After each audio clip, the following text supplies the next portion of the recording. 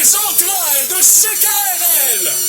Voici les Geeks contre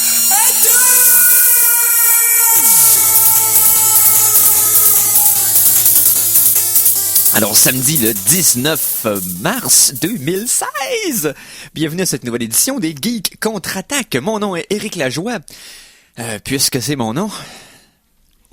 Hey, je commence à vraiment manquer d'idées sur comment décrire le pourquoi que je m'appelle de même. Va falloir que je me ressource. Des fois, les meilleures choses de ce monde ne nécessitent pas de raison. Oui, les pires non plus. C'est sûr. Mais si je me fie beaucoup trop sur ma spontanéité, puis des fois, ça me spontane pas. Ça me spontane pas. Donc, sur ce manque de spontanation, voici à la co-animation, j'ai Conan Arsenault devant moi. Bonsoir. Et à la mise en onde, Mikey G. Ben oui! Donc, cette semaine, il s'est passé une couple de trucs, mais il est surtout sorti de quoi hier? On va vous en parler de façon plus étendue. J'en dis pas plus pour l'instant. Donc, on va commencer en geektualité. Alors, Conan. Oh yes! Là, qu'est-ce qui s'est passé dans les geektualités cette semaine? Oh, c'est vrai, j'attendais le thème, mais non. Non, c'est ça, on n'aura pas de thème aujourd'hui. Donc, écoute, cette semaine, mon cher Eric, une semaine de plus vers l'apocalypse des robots. Donc, moi, j'attends ça, comme les auditeurs le savent vous-même en studio. Ah, encore? Oui. Encore un autre signe de la singularité qui s'en vient. Oui, puis c'est un signe, cette fois-ci, un signe délicieux. Donc... Hein? Donc, oui, c'est parce que Domino's a introduit je vais te montrer une petite photo ici, a introduit une gamme de livraison robotisée. Donc, après avoir changé la game pour commander les pizzas, donc parce que Domino's était les premiers à avoir un site internet qu'on pouvait commander en ligne. Donc là, tu sais, sont quand même très edgy, les Domino's, sont tellement edgy qu'ils sont sur le bord de l'apocalypse. Donc, c'est un petit véhicule là, qui vient vous passer votre pizza.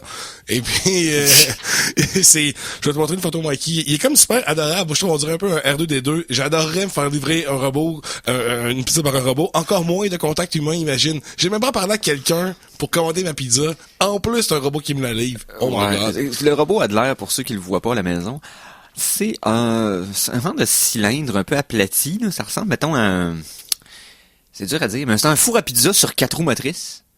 D'à peu près la hauteur, d'à peu près 3 pieds et demi, 4 pieds de haut. Je trouve l'idée le fun. Je veux dire, quand il arrive chez vous, il te livre ta pizza chaude, c'est le fun.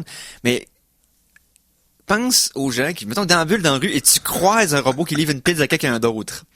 Et là, excuse, là, j'ai évité une pizza. Tu sais, il y a une pizza. Fais attention, tu vas te faire passer dessus par une pizza. Ouais. Mais non, il va sûrement t'éviter parce qu'il utilise la même technologie que les Google Car pour se promener. Donc, puis en plus, il y a un petit four dedans. Il est quand même assez gros, donc il y a un four pour garder tout ça bien au chaud. Donc en plus, l'épisode arrive chaud et tout.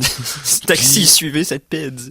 Oui, Est-ce que... Mais ça veut dire que si mettons t'es au Domino's, tu te calls à faire livrer chez vous, est-ce que tu peux embarquer sur le robot? Je penserais pas. Si ça tient tout au chaud, pas sûr c'est une bonne idée. Ouais, mais c'est l'hiver. Oui, mais c'est parce que c'est un four rapide, c'est pas un siège chauffant. Là. Donc hey, on parle de robots, là. Ouais. Il y a eu la F1 des drones qui a eu lieu la semaine dernière. Oui, c'est vrai, les courses de drones de course. La World Drone Prix à Dubaï. Et c'est un Britannique de 15 ans qui a gagné parce que il est habitué d'avoir une manette dans les mains. On s'entend dessus, il a tout fait la course comme les autres concurrents avec un casque de pas de réalité virtuelle, mais presque. C'était une caméra qui était directement sur son drone, qui voyait la vue du drone et il se dirigeait dans ce parcours-là. Ça fait à peu près un demi-kilomètre. C'est en 3D. C'est 12 tours de ce circuit-là. Il fallait qu'il passe à travers des cercles lumineux. C'était assez impressionnant. Merci. Red Bull a organisé une compétition de ça. Il y a des vidéos présentement en HD de la compagnie GoPro qui font des vidéos de démonstration sur ces courses de drones-là. Je vous suggère fortement de prendre quelques minutes de votre temps pour en écouter un. C'est juste un pur trip d'adrénaline et juste de se dire ça a tellement l'air le fun. C'est l'équivalent d'avoir un beau char téléguidé exposant 1000. Parce que avec la caméra virtuelle, t'es comme dans le drone et tu le chauffes comme une manette dans un jeu vidéo, mais tu voles pour vrai puis t'esquives puis la vitesse, ça a l'air incroyablement trippant. Puis si tu pratiques assez puis tu gagnes, ben tu peux gagner 250 000 $. Ce qui est quand même pas rien. Parce que si t'es au Canadien, ça veut dire que t'as gagné 333 000 C'est ça. Mais tout ça n'est pris peut-être 2 drones. Donc, Puis l'année prochaine, Dubaï a profité de l'occasion de ce World Drone Prix. L'année prochaine, on va sûrement vous en parler. Il va y avoir à Dubaï les World Future Sports Games. Donc, ça va être en décembre 2017.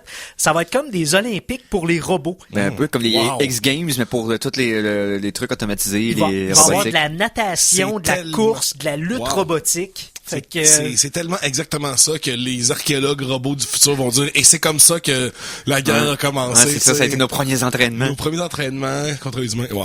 De toute beauté. Sinon, les archéologues du futur vont pouvoir voir aussi comment on se déplaçait sur nos pneus. Ils vont peut-être pouvoir voir la nouvelle innovation de Goodyear qui ont annoncé au Salon de Genève cette semaine, parce que c'est le temps de changer ses pneus. Hein, c'est le temps de Ouais, mettre j'imagine. ses pneus du printemps. Quoi, je dirais qu'à Genève, c'est pas mal smoke de ce côté-là, mais... Oui, ouais, ça, on s'entend. Mais Goodyear a a présenté son Eagle 360. C'est Ok. une boule de caoutchouc. C'est des boules. Lançable, là, l'espèce de... Non, c'est juste des pneus, c'est des Ok. sphères. Des sphères. Des sphères. Mais C'est comment clair. tu... Imprimables en 3D. Mais, Oui, comment tu fais pour mettre ça sur ton char? Quel char a ça? Ben, ça va être les chars, les voitures automatiques, les voitures automatisées dans le futur. Ok. Ça va être Fait qu'ils fait sur des maglèves. Fait qu'avant d'avoir le char, ils ont fait les roues. Mais Ouais. tu sais, imagine un système qui marche un peu comme les souris, les vieilles souris avec la bille, ok? Là, je peux comprendre, mais c'est parce que je trouve ça très drôle que la technologie des roues S'il y soit en a sortie 4, avant. Ouais, s'il y en a ça- 4 ça- en dessous d'une voiture, ça peut être la dans tous les liberté de sens. mouvement devient incroyable. Je veux dire, à ce moment-là, c'est pas grave de parker en parking en parallèle, c'est ton problème. Mais je veux dire, à ce moment-là, dans le fond, vu que t'as des chars qui se conduisent tout seuls, et là, qui ont une liberté complète directionnelle de mouvement, ça pourrait éviter déjà qu'il y a il y a un très bas pourcentage d'accidents ou de problèmes avec ces véhicules-là.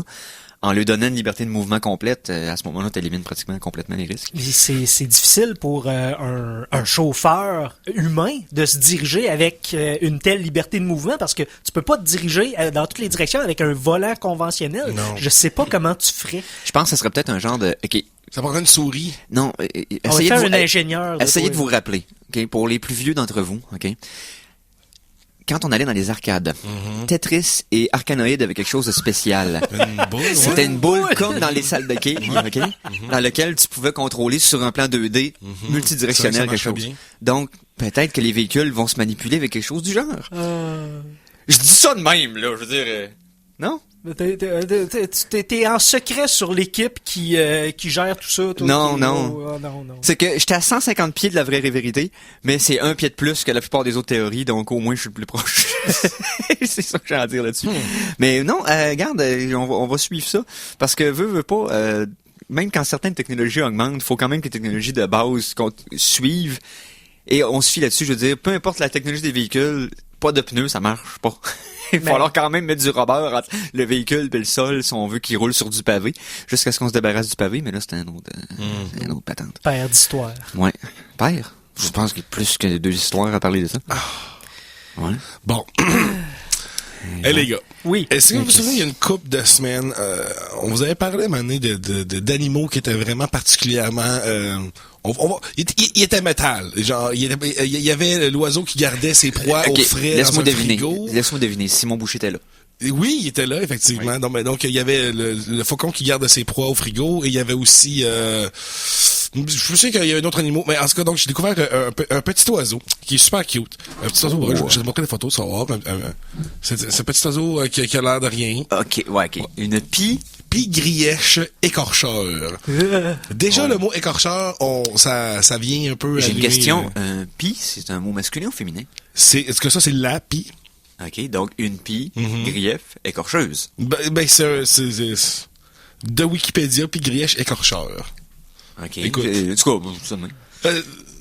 La pie-grièche écorcheur. Mais donc la pie-grièche écorcheur, elle a comme habitude de prendre ses victimes, on va dire comme ça, et de les empaler sur des pics, soit qu'il peut trouver de rose, de rosier ou de n'importe quoi qu'il peut trouver. Et elle met ça autour de son nid pour éloigner ses ennemis? Non, après ça, elle se sert du pic comme levier pour déchirer petit à petit avec son bec le corps de ses victimes. Puis elle prend quand même pas juste, mettons, des lézards, elle prend aussi des petits mammifères comme des souris ou des affaires comme ça. Donc, les femmes qui ont des petits chiens, hein, on fait attention. Fait qu'on pourrait les appeler les pivlades. Ouais, c'est oui, les pivlades écorcheurs. Vlad Tepi. Effectivement. Bird Tepes. Mais peu importe, ok, reste que, ouais, c'est assez brut. La nature nous rappelle à quel point qu'on est tellement trop mauvillette et soft, parce que la nature, elle est hardcore. C'est incroyable comment un oiseau qui a l'air cute et inoffensif dans une cage, s'il y avait ta taille, il te ferait des trucs horribles, qu'il pourrait pas passer à Netflix tellement que ça serait bien. Faut jamais oublier que c'est les descendants des dinosaures, hein, les oiseaux, c'est tous des... Exactement, c'est les plus proches cousins des dinosaures. Moi, j'y trace pas. Hein? La chanson de la semaine! On est rendu là. Donc, la chanson de la semaine. Ouais, c'est vrai, c'est qu'on n'a pas accès à nos thèmes. On vous expliquera ça de vive voix si on se croise. Là. Ben bon, pas. Tout ça pour dire que... Ah non, c'est le fun de rencontrer les gens puis parler de trucs plates. Donc... Non, c'est vrai, je suis plus plate dans la vraie vie. Hey, en plus, tu sors une chanson de la semaine qui entre en synchronicité avec ce que j'allais faire en fin d'après-midi. J'allais rejouer à Resident Evil 4. Oh, un classique dans lequel j'ai joué beaucoup trop souvent d'ailleurs. Une fois aurait été suffisante pour que je passe le jeu et j'ai eu du plaisir. J'ai dû le passer 6 ou 7 fois. Je m'ennuie d'entendre Léon! Oh. Ouais. Bon, ben, toutes les calls du vendeur, là, j'essaie de m'en rappeler, là. What you need. Bref. Sur ce. Bon. Oui. Donc, j'en parlais depuis quelques semaines. L'album Badass Volume 3 est sorti, donc, hier sur overclockremix.org. Donc, c'est deux CD, donc, au intro d'une trentaine de chansons de thèmes de boss et de vilains. Dans les jeux qui sont remixés par un paquet de réarrangeurs, dans le fond, en collaboration. Et j'avais fait jouer des petits teasers, dans le fond, des petits teasers de cet album qui allait sortir. Des petits teasers. Ouais, c'est ça. Comment on pourrait dire ça en français? Des amuse-oreilles. Des amuse-oreilles. Ah ouais, non, ça hey, j'aime pas la sonorité de ça. Donc. Ça t'amuse pas l'oreille. Ben, non, c'est pas ça. On s'écarte. Oui. Ok. Donc, l'album est sorti. Je l'ai scanné un peu. J'ai aimé ce que j'ai entendu. Je vous fais écouter une pièce. C'est des remixeurs David L. Puga et Mark Aitman. C'est tiré de la franchise Resident Evil. Pour être plus précis, le thème de Albert Wesker, qui est un des protagonistes, un des antagonistes récurrents. On va prendre le bon terme. Ça s'appelle Progeny of a Failed Humanity. On écoute ça au Geek Contre-Attaque.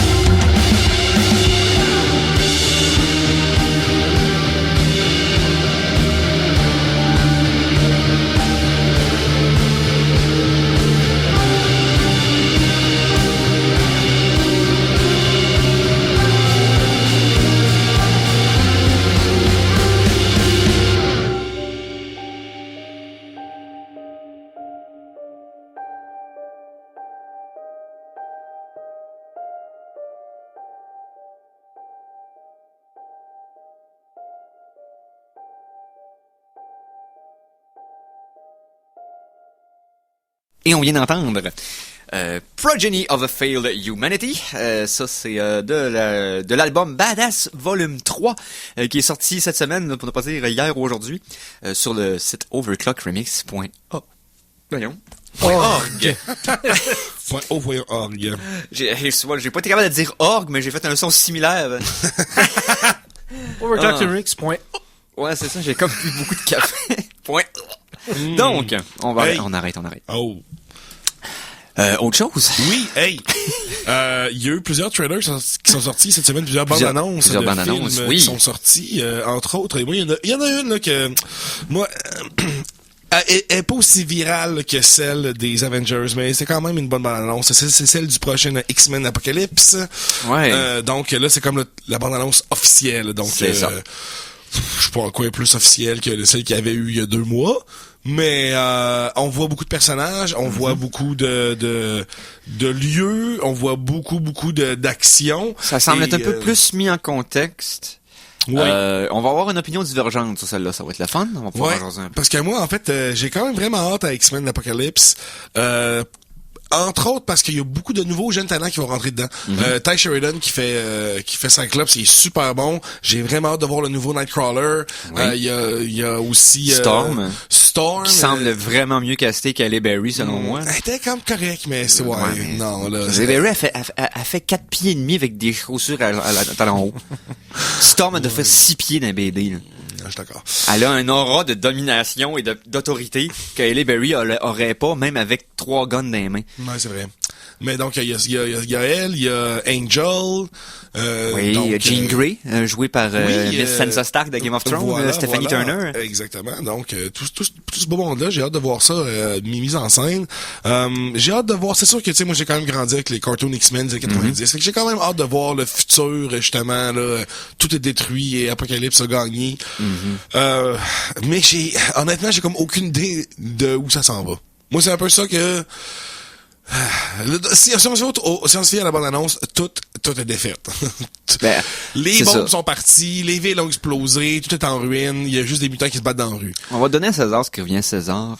Fox a, dans toutes les bandes-annonces de films de Marvel qui ont réussi à rater dans les dernières années, n'ont jamais triché dans leur bande-annonce, révélé trop de punch ou nous ont jamais envoyé une direction qui était vraiment pas la vérité une fois qu'on a écouté le film.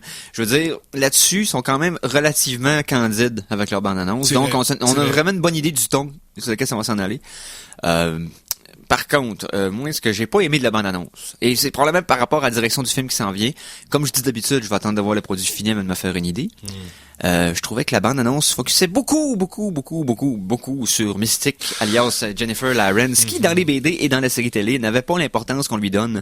Et ceux qui ont suivi la saga des films de X-Men produits par Fox savent que c'est une série de films qui est très influencée par des événements extérieurs au film. Donc, je donne un exemple. Cyclope qui était mort hors de l'écran dans X-Men 3 parce que Marsden, l'acteur, s'était chicané avec Brett Ratner. Donc, ça a fait en sorte que Brett Ratner. Donc, ce qui a fait en sorte qu'il a dit, OK, tu vas mourir et tu vas mourir off-screen. On ne verra même pas. Juste parce que c'était une petite vengeance personnelle entre deux personnes. Et là, Jennifer Lawrence semble avoir un rôle très proéminent dû à son succès en dehors du film. Son succès aux Oscars dans les années récentes et tout ça. Et là, il a l'air de la placer avec un rôle très important dans l'équipe. Semble avoir des discours de leaders ou whatever quoi, alors que Mystique a jamais été ça. Ça semble... La bande-annonce semble... C'est sûr, c'est son dernier. Elle avait pu faire de X-Men. Ouais, OK. Ouais, mais t'es au-dessus de ça, c'est ça? Non, mais c'est parce que je pense que sa motivation principale, c'est parce qu'il est tanné du maquillage. Ouais.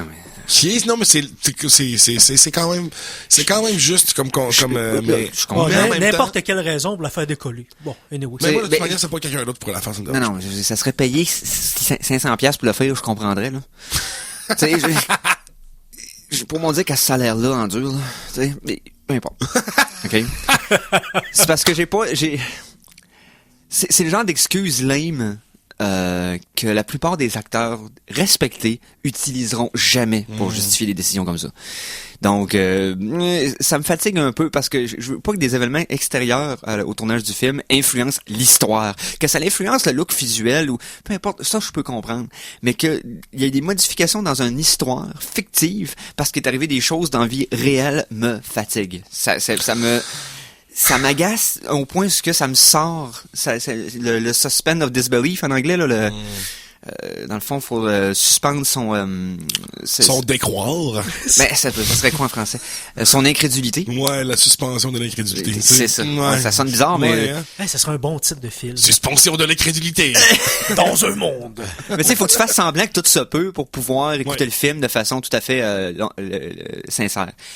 Mais à ce moment-là, ça me sort du film. Parce que je sais que ça a été influencé par des événements extérieurs. Je sais, exemple, parce que tel acteur a pas négocié le salaire qu'il voulait, il a été remplacé par un autre acteur, ou peu importe. Des ça choses brise comme la magie. Bon. Oui, c'est ça. Visuellement, ils ont vraiment suivi. Ça semble se passer immédiatement après les événements de Day of Future Past. On sent qu'il y a une continuité là-dessus, mais c'est Bryan Singer qui revient, donc il n'y a pas de surprise à ce moment-là. On voit très peu de Wolverine dans bande-annonce. Ça, c'est surprenant. Sachant que c'est le dernier film de X-Men dans lequel Hugh Jackman, Wolverine, va être. Ouais. C'est peut-être parce qu'on va le voir dans son suit jaune original. Peut-être qu'ils vont garder ça pour son dernier Wolverine. Peut-être. Ouais. Mais on va voir, là, rendu là. Mais je suis surpris à quel point il a été tu sais, quasiment tassé de côté. J'aime le fait, comme tu disais, que la nouvelle équipe des X-Men, ça va être intéressant parce que c'est ce que j'avais aimé de First Class, tourné par Matthew Vaughn, un ton différent et un film d'époque en fait. Tu sentais que ça se passait dans les années 60, alors que Day of Future Past, tu sens pas que ça se passe à une époque en particulier. Et je sais pas qu'est-ce qu'ils vont faire avec celui-là, étant donné que tout est défaite, là. Ouais, c'est ça, parce que c'est les X-Men, ça joue que tous les espaces temporels différents, tout ça. Ce qui était un problème des BD, pour être très honnête, là. Il y a bien des fans des X-Men, là, des comic books, puis je comprends. Moi, j'avais décroché de façon continue les X-Men. J'aimais ça, après ça j'arrêtais, après ça j'aimais ça, parce que ça devient une bouillie incompréhensible de voyage dans le temps puis d'univers parallèle. À peu près à tous les 12 numéros, t'as c'est ça. À peu près 12 versions du même personnage qui se croisent puis qui se tuent entre eux autres. C'est compliqué, les X-Men. Donc... Puis là, on n'est même pas encore dans les trucs galactiques, là, avec Dark Phoenix puis tout ça. Ah non, c'est ça. Donc, on s'entend que la série de films semble s'en aller vers là. Ouais. Mais... je donne la chance au coureur parce que Seigneur a su me rattraper avec Day of Future Past dans le sens que j'avais pas d'attente. J'en avais parlé à l'émission d'ailleurs. Et j'aimais pas le fait qu'il ramenait la vieille trilogie, mais il a fait ça de façon quand même... ça a été bien fait. Ça a été une belle conclusion à la fin et j'espérais qu'à ce moment-là, on allait se détacher de ça et on allait partir avec les nouveaux. On va voir ce que ça va donner pour... moi, en tout cas, j'ai juste deux choses à dire à propos du prochain film. Quicksilver, Psylocke. Ouais, Psylocke, c'est bizarre à quel point que le saut est identique à BD, alors que les autres, ils ont l'air d'avoir des sauts de cuir comme dans X-Men 1. Mais... le saut de Psylocke va réveiller en moi des souvenirs. Des souvenirs d'enfance. Non, Psylocke, qu'est-ce qu'elle a comme pouvoir? Elle a une espèce de lame psionique. Mais c'est incapable de générer par la force de sa pensée des armes contondantes. C'est pas des armes contondantes, des armes tranchantes. Puis mais elle a aussi elle est comme résistante à tout ce qui s'appelle le pouvoir mental. Et elle est un ninja et c'est une British dans un corps d'asiatique, mais ça c'est compliqué dans BD. C'est une autre histoire. Ça c'est compliqué. Mais tout ça pour dire que il y a une performance que je m'attends à être bien épaté parce que j'ai commencé à adopter un des nouveaux acteurs qui se promène dans les gros films depuis quelques mois, c'est Oscar Isaac. Et là, dans le rôle d'Apocalypse, j'ai bien hâte de voir ce qu'il va faire avec. C'est ce que je voulais dire, en fait, une affaire qui m'a vraiment surpris, c'est que depuis le début qu'on voit les trucs de ce film-là, j'arrive pas à reconnaître Oscar Isaac à travers le maquillage. À travers le maquillage, là, je le vois zéro. J'étais content parce qu'on voyait sa vraie face. Oui, est-ce que t'as l'impression, et là, je m'adresse aussi aux fans, à ceux qui écoutent, quand il y avait eu les premières images révélées d'Apocalypse dans Premiere Magazine et tout ça, tout le monde a fait comme c'est ça Apocalypse, ça avait l'air de quelqu'un d'autre, c'était bizarre, il était décevant, pas de la bonne couleur, il ressemblait à Ivan Ooze ou Mr. Freeze dans des versions cheap de Batman dans le dessin animé. Mais je te dirais est-ce que mettons qu'on parle de conspiration vite là. Est-ce qu'on modifié l'apparence physique d'Apocalypse dans le film par Ouais, la non, mais suite. c'est la même apparence, mais ils ont peut-être juste modifié les couleurs ou ce que c'est. Je sais pas qu'est-ce qu'ils ont fait, mais il a pas l'air cheap et laid comparé. Probablement, ceux qui sont occupés sur les photographies de promotionnelles pour Premiere mériteraient peut-être de se trouver un autre emploi. Non, parce mais que aussi souvent que ça, c'est des images qui sont comme en pré, sont pas complètement finies. Là, Non, c'est des c'est images sûr. encore en production. En pré-production. Là. Donc, je pense que c'est peut-être ça qui a dû influencer. Parce que je me souviens, moi aussi, quand même, du costume qui était... Il était bizarre, et là, j'ai pas eu Non, ce réflexe-là c'est de dire, tu sais, il faisait Apocalypse, c'était correct. Oui, mais je suis content qu'on voit sa face sans Oui. maquillage, parce que là, hey, ben oui, c'est lui. Ben mais oui. sinon, avec le maquillage, même, non, j'ai bien aimé le petit moment dans le trailer où est-ce que, j'ai l'impression où est-ce que il y a une séquence de rêve où est-ce qu'il attaque Professor X dans le manoir. Ouais, peut-être. Ben, Oui. j'ai l'impression. C'est ça, parce une dream que- sequence, sauf que Apocalypse, dans les BD, peut altérer sa grandeur comme il veut. Ouais, exactement, mais Ok. il fait déjà dans le rêve. Moi, je pense que tu vu qu'il est tellement Ouais. puissant mentalement qu'il est comme, mais que Charles a l'air de se battre contre lui. Là. Il y a une sorte de Ouais. réaction de surprise de ok, il peut un peu comme Iron Man quand que Bucky tire dans sa main. Il y a un moment d'acting vraiment intense. Mais il va y avoir un moment d'activité intense, c'est probablement au moment où on va réaliser pourquoi James McAvoy se rase le crâne. Parce que là, il devient Xavier Bald. Ouais, mais c'est ça est-ce qu'il va le dire? Est-ce qu'ils vont expliquer pourquoi? Ils l'ont-tu dit? Non. Parce que Il va y arriver quelque chose d'horrible, puis ses Non, cheveux poussent mais plus. ses cheveux étaient déjà rasés à la fin de First Class. Il met le casque, c'est la dernière image qu'on voit, là, c'est comme lui qui Ouais. met le casque sur son crâne chauve. Ouais. X-Men Apocalypse. Ouais. Quand est-ce que ça sort? Ça sort au mois de mai, je pense. Shit, tu me prends Dépourvu. au début. Bon, mais pendant que t'es en train de checker ça, moi, au lieu de gagner du temps, je vais te regarder en te faisant ça bien malaisant. Nice. Mais de toute façon, je pense que je vais partir un thème... 27 mai. Ah, Oh, le 27 mai. Je savais que c'était au mois de mai. Hey, Mikey, parle-nous un thème sonore qui va servir un peu de pause. Et de transition à de ce qu'on Et de va transition, parler. ce qu'on va parler dans la deuxième moitié de l'émission.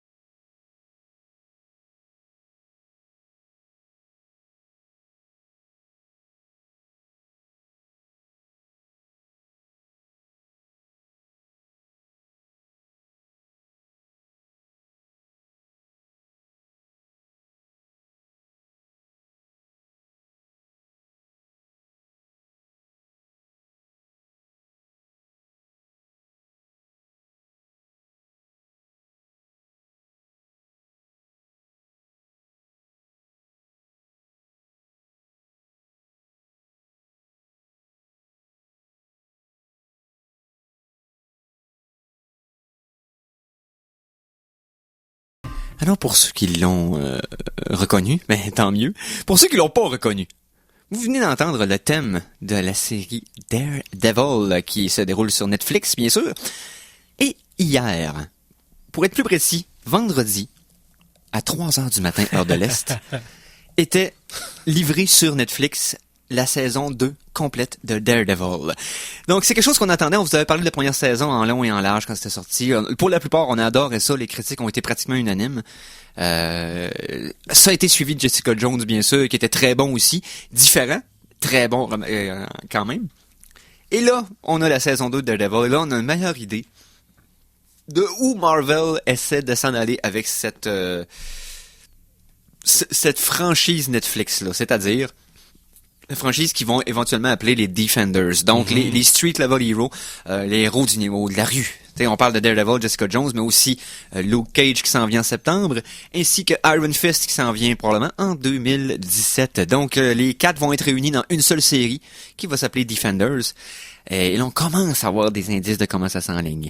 La série sortie, on a tous écouté en partie ou de ma part complètement, et non, ne me jugez pas. Je sais que ça fait un petit peu plus que 24 heures que c'est disponible et j'ai écouté toute la saison complète. J'ai trouvé le moyen d'avoir un souper avec quelqu'un et je garde un chien en plus. Mais j'ai trouvé le temps d'écouter tout écouté ça. de tout écouter ça. Parce que, écoute, je prends au sérieux mon rôle d'animateur des Geeks Contre-Attaque. Ben oui. Et je me disais que je pouvais pas en parler sans l'avoir vu. C'est un sacrifice Oh oui, tellement. Hein? que j'ai fait de façon très humble pour vous, chers Tu es auditeurs. si magnanime, Eric. Ah, Ce que tu ne ferais pas pour tes auditeurs. Je te dis, j'ai un visage créé pour recevoir du crédit. Écoute, je peux recevoir du crédit d'en face tant que vous voulez. Donc. Mastercard, Visa, n'importe quoi. N'importe quoi. Bouca crédit. Oh, ok. On est allé là. On est rendu là. Okay. Merci Simon. J'ai canalisé Simon. OK, on se ressaisit. Merci. Daredevil saison 2. C'est sûr qu'on vous dira aucun divulgachement pendant notre critique. On va essayer. Par contre, on va y aller avec les trucs qu'on peut vous dire. Changement de réalisateur. Ben, c'est un peu comme la première saison, c'est-à-dire que oui, il y a des showrunners, entre guillemets, donc des personnes qui s'occupent de gérer, dans le fond, de gérer la production de toute la série, mais chaque épisode a son propre réalisateur. La cinématographie dans la saison 2 est au niveau, sinon meilleur que dans la saison 1. Ils n'ont pas abandonné ce côté-là pantoute. Visuellement, c'est encore sur la coche. Pour ceux qui apprécient des beaux éclairages. Qui apprécient la théorie des couleurs, qui apprécient la technicalité de filmer un film, filmer une scène, le choix des lentilles, le choix du plan, exactement. Daredevil, c'est une belle... c'est ce qui sépare Daredevil, par exemple, des séries de DC, qui filent vraiment comme des séries télé cheap avec des décors en carton. Garbage. Daredevil ressemble vraiment à un film qui a été... qui a eu une préparation vraiment incroyable sur le côté visuel. Donc, là-dessus, on est encore dans les mêmes eaux. Pour ce qui est du ton, ok, vous avez parlé que Daredevil saison 1, pour ceux qui l'ont vu, c'est beaucoup plus sombre, violent et brutal que la plupart des autres aventures de l'univers de Marvel cinématographique. Et là, je te dirais on pensait que les pédales étaient au fond, mais non, ils ont décidé de scier au laser le plancher de la voiture pour que la pédale dépasse le plancher. Donc, on y va à fond la caisse dans la violence, le gore malaisant. C'est vrai qu'il y a une couple de fois qu'il a fallu que je recule pour être sûr d'avoir bien vu ce que je pensais avoir vu. Et il y a une scène, puis je tripe ces films d'horreur, je tripe ces films d'affaires. Il y a une scène que je sais pas si c'est là qui était ou comment que je filais par rapport au nombre d'heures que j'avais écouté la série de façon consécutive, que j'ai mis ma main en avant de l'écran parce que quelque chose m'écœurait trop. Que j'ai caché un coin de l'écran qui arrivait de quoi que j'étais comme... C'était quelle scène sans... je peux pas vraiment le dire. Ça se passe genre dans les 3 derniers épisodes, donc ça spoilerait quelque chose. Je dirais juste que c'est une scène de torture qui d'habitude est suggérée dans les films, mais on t'en voit pas vraiment arriver. Et dans celui-là, tu vois presque tout. Je l'ai-tu vu, moi?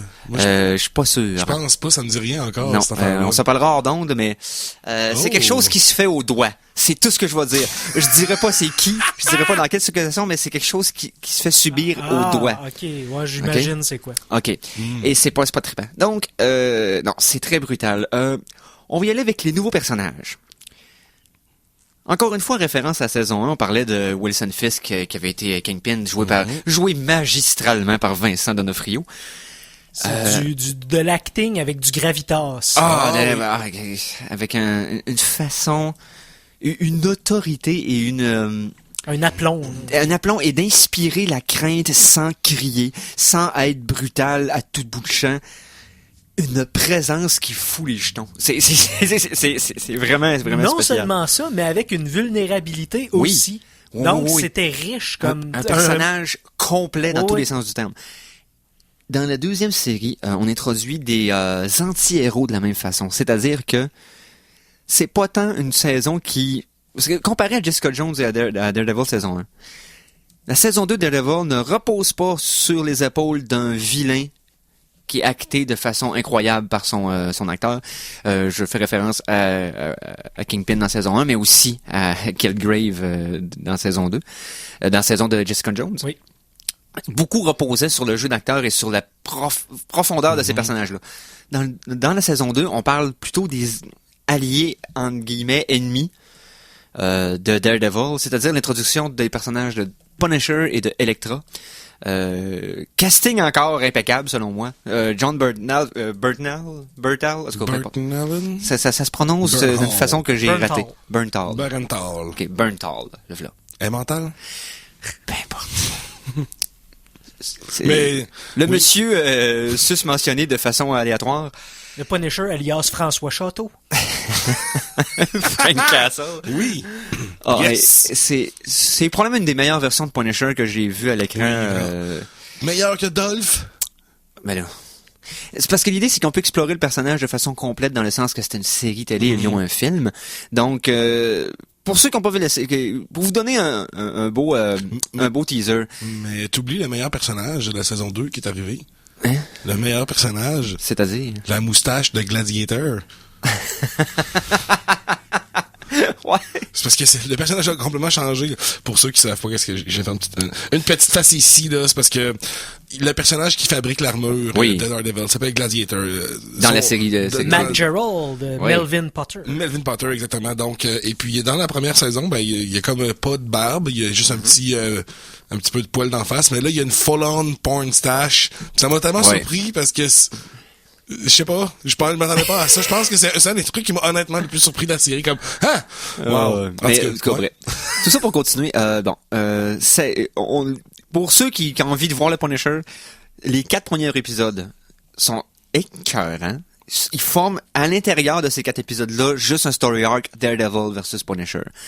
Donc, à partir de là, ça build la saison avec les autres personnages et les autres intrigues. Mais juste ces 4 épisodes-là, c'est pas loin de, dans le fond, c'est 3h30, proche de 4 heures. Donc, ça donne le temps de plonger dans le personnage de façon beaucoup plus adéquate que dans les films qui ont été faits de Punisher, qui pour la plupart ont été relativement bien réussis. J'ai bien aimé celui de Thomas Jane, j'avais bien aimé Thomas Jane était un excellent, même Ray Winstone aussi était un bon Punisher. Oui, parce que ce que j'avais aimé du Punisher de Warzone, c'était que le ton était parfait pour c'était vraiment la BD dans un film, mais pas une BD incroyable, juste une BD ordinaire de Punisher Warzone mis en film. Oui, c'est ça l'idée, c'est le script allait pas très loin malheureusement, là c'était plus tout ça pour dire que casting est encore à coche. Parce que parlant de BD, Elodie Young qui interprète Elektra, le personnage d'Elektra, ils ont pris des libertés, Netflix a prit des libertés d'histoire avec elle. Oui. Introduction différente de la BD et je dirais l'arc d'histoire d'Elektra pour l'avoir vu au complet.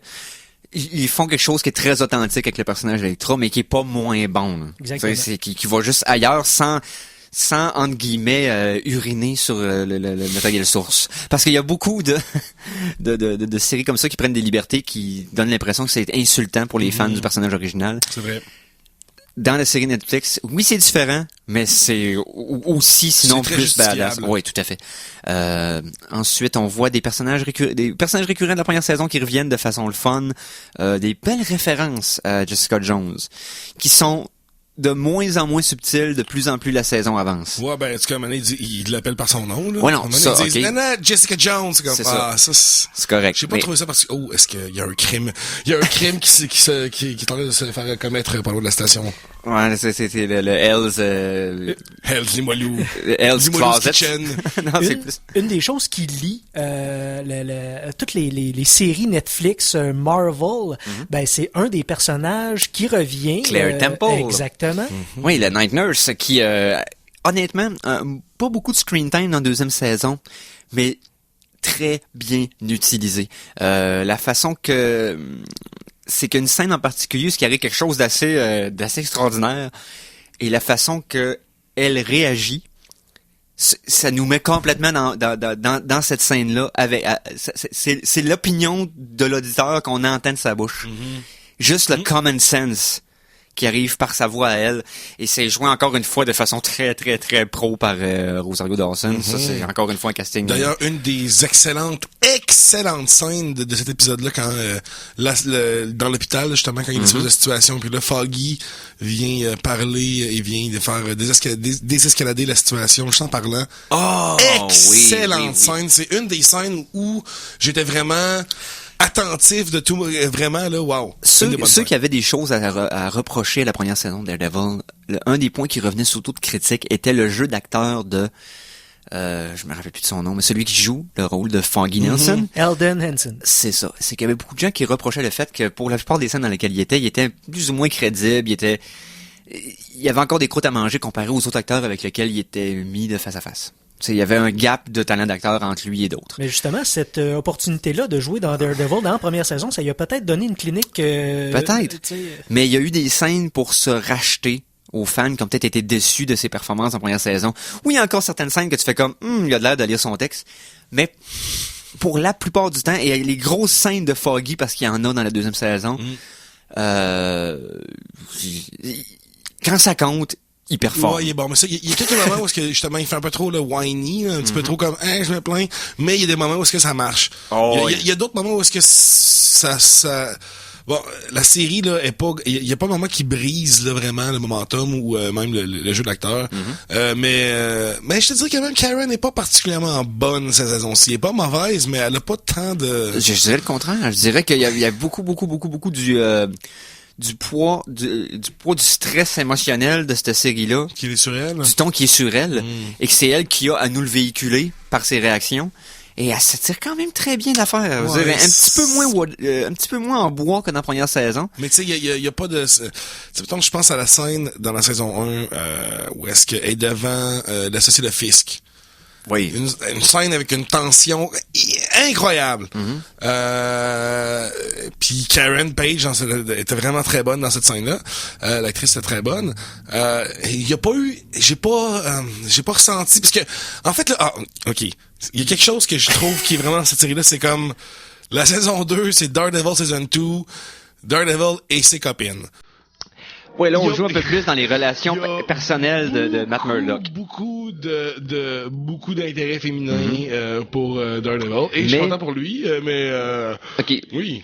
Donne-toi le temps de finir la saison, parce que ce qui va se passer avec Miss Page va beaucoup être racheté par rapport à la fin de la saison. Donc, je pense qu'on va faire une petite pause musicale, ça se peut-tu? Ben oui. Oui. Yes. Donc, numéro 2. Yes, la semaine numéro 2. Alors, tu nous l'introduis, Conan? Yes, alors c'est de la trame sonore, en fait, du très grand compositeur Junkie XL.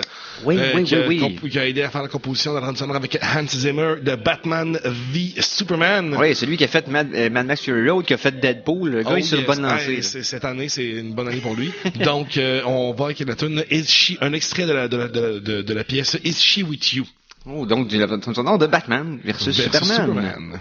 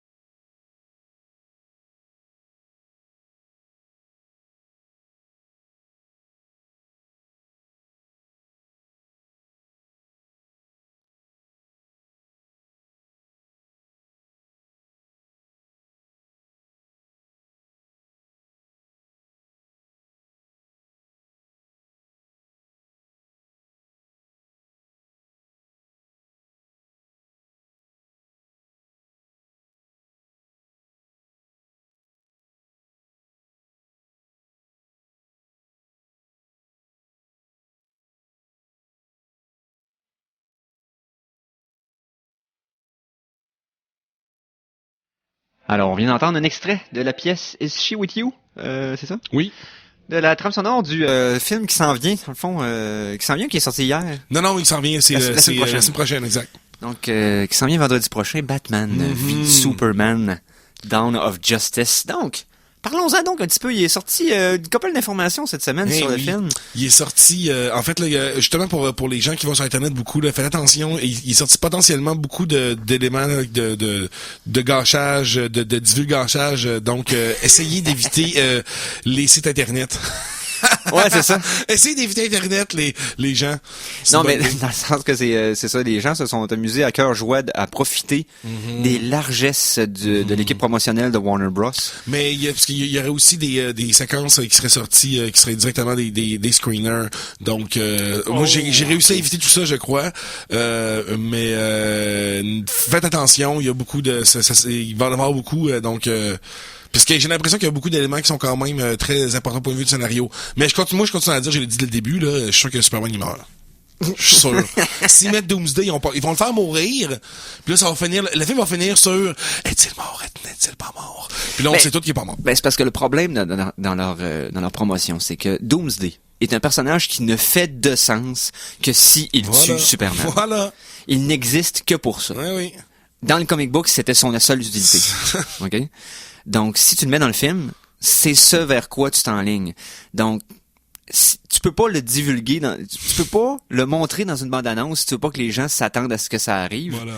De là, pourquoi j'accuse Warner Bros de maladresse avec toute cette histoire de promotion-là pour le film. Vraiment pas fait une bonne campagne de marketing. C'est ça, il y a des choses qu'on fait que t'as l'impression que c'est des amateurs, t'as l'impression que c'est des gens que c'est la première fois qu'ils font ça. Ouais. Et ils ont peut-être un bon film dans les mains, mais ils vont le promouvoir d'un peu de façon maladroite, puis ça va donner ce que ça va donner. On va regarder ça à travers un filtre qui est vraiment pas juste et qui est pas fair entre guillemets pour voir le film à sa juste valeur. Donc on va voir. Parce que Zack Snyder a dit que récemment, il a dit que la version Director's Cut allait être 3 heures. Oh.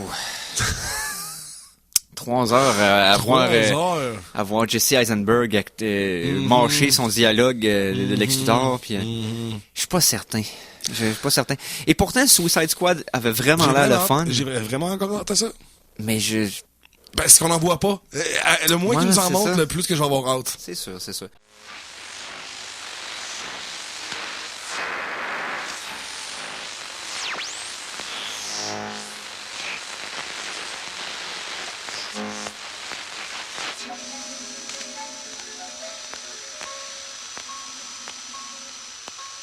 Mon avis, mais je te dirais quand même un peu, je te dirais le même point -1. OK. Ouais, on va dire ça. OK. Justement à cause que, premièrement, moi le premier épisode je l'ai trouvé il est ordinaire à beaucoup d'endroits. La série est comme un peu inégale au point de vue de ce qu'elle nous fait vivre, mais c'est une très bonne série quand même. Ça reste clairement une série qui est d'une coche au-dessus là, des séries de produits d'habitude, là, que ce soit de super-héros ou pas. C'est ça qui est en fait c'est ça qui est un peu fou avec Daredevil, c'est qu'on peut juger cette série-là comme quelque chose, comme une vraie série, et non pas comme une série de super-héros. Parce que Flash, tu peux pas juger ça comme une vraie série, c'est comme c'est pas mal de la poubelle. C'est pas très bon. Non, mais Flash, c'est l'équivalent de... C'est comme Xena, pis tu sais, ce genre d'affaire-là. Tu peux pas juger ça sur vraiment autre chose que dans son genre. Parce que sinon... exemple, Stargate. Ouais. Stargate SG-1, Star Trek. Où ce que tu vois que le produit est visuellement et tonalement clairement fait pour la télé. Tu le sens que c'est une série télé. Buffy, Firefly, etc. Mais dans Daredevil, on le sent beaucoup moins. Non, Daredevil, c'est un film séparé en 13 épisodes. C'est un film de 13 heures séparé en 13 épisodes. C'est un peu le feeling que ça donne. La production est vraiment de qualité. Je suis d'accord. Donc, voilà. Mikey, je pense que c'est tout le temps qu'on a. Ah. C'est pas tout à fait tout le temps qu'on a parce que avant de laisser l'antenne à Les Oreilles Ailleurs, animé de main de maître par Michel Monette, j'aimerais attirer l'attention des auditeurs et auditrices sur Le Radioton! Hey! Yes! Le lit dans mes pensées. Ben oui, ben c'est ça. On est en campagne pré-Radioton 2016, donc on vous le rappelle. Ben oui. Vous avez deux manières de participer pour cette campagne pré-Radioton. Vous pouvez faire un don pré-Radioton de 20$ et plus. Et vous avez une chance de vous mériter un panier cadeau d'une valeur de 200$ qui inclut certains certificats cadeaux de nos partenaires, comme le bar Le Sacrilège, le Sacrement, le Projet, Maelstrom Saint-Roch et Nihon Sushi. Tant qu'à donner 20$ et plus, vous pouvez aussi, si vous n'avez pas déjà une, prendre une carte de membre. Et si vous faites exactement ça, vous courez la chance de vous mériter 150$ à la boutique Le Pédalier. Donc, pour faire un don ou pour devenir membre, vous pouvez nous appeler par téléphone 88 640 2575 poste 201. Vous pouvez passer nous voir aussi sur les heures de bureau au 405 3e avenue. Et ben pour les plus agoraphobes d'entre nous, il y a le service sécurisé PayPal sur Internet, donc disponible sur le site de CKRL, www.ckrl.qc.ca. Yes, donc le Radioton, ça va être le 1er, 2 et 3 avril. On risque d'y participer d'une façon quelconque aussi, on vous dit au courant. Donc ça, c'est à ne pas manquer, bien sûr. Exactement. Donc, merci d'avoir été. Merci à Conan. Hey, ça me fait plaisir. Merci à Mikey. Ben merci à toi, Eric, d'animer cette émission. Regarde, c'est pas comme si c'était bon, hein? Donc, merci surtout à vous autres, gang de fous, de nous suivre à toutes les semaines. Et on se réécoute la semaine prochaine. Salut les geeks!